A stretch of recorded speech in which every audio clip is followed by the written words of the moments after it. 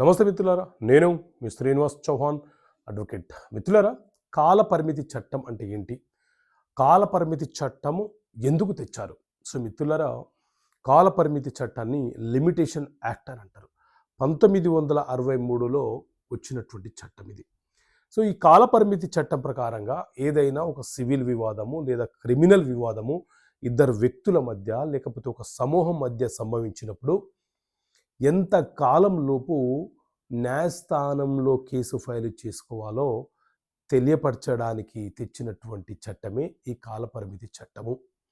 ఈ కాలపరిమితి చట్టం ప్రకారంగా కొన్ని అంశాలను ఖచ్చితంగా వితిన్ ద లిమిటేషన్ లోపే మనము ఫైల్ చేసుకోవాలి.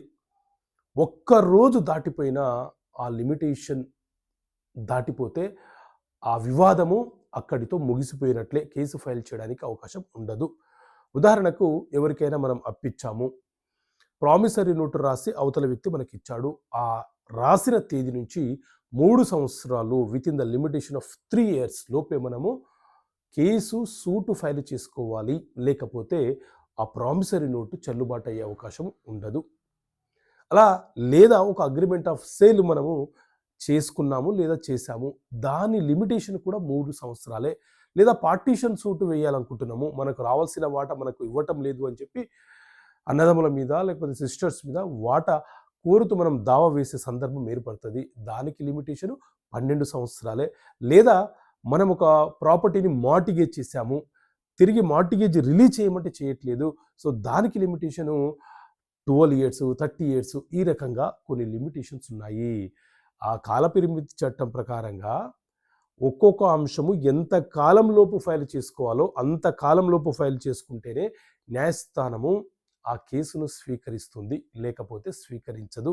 కాబట్టి లిమిటేషన్స్ని కూడా పరిగణంలోకి తీసుకొనే మనము కేసులు ఫైల్ చేయాలి. లేకపోతే తీరా ప్రొసీడింగ్ అంతా అయిపోయిన తర్వాత కూడా ఓన్లీ లిమిటేషన్ కారణంగా కూడా కేసులు కుక్కకొలలుగా కొట్టివేయడం జరుగుతూ ఉంటుంది. సో ఇలాంటి చట్టపరమైన అంశాలు మీకు అర్థమవ్వడానికి చట్టపరమైన సమస్యలకు పరిష్కారాలు అనే పుస్తకాన్ని మీకు అర్థమయ్యే భాషలో ఈజీగా సులభంగా అర్థమయ్యే భాషలో మీ ముందుకు ఇంగ్లీష్ మరియు తెలుగు మీడియంలో ఈ పుస్తకాలను తీసుకొచ్చాం.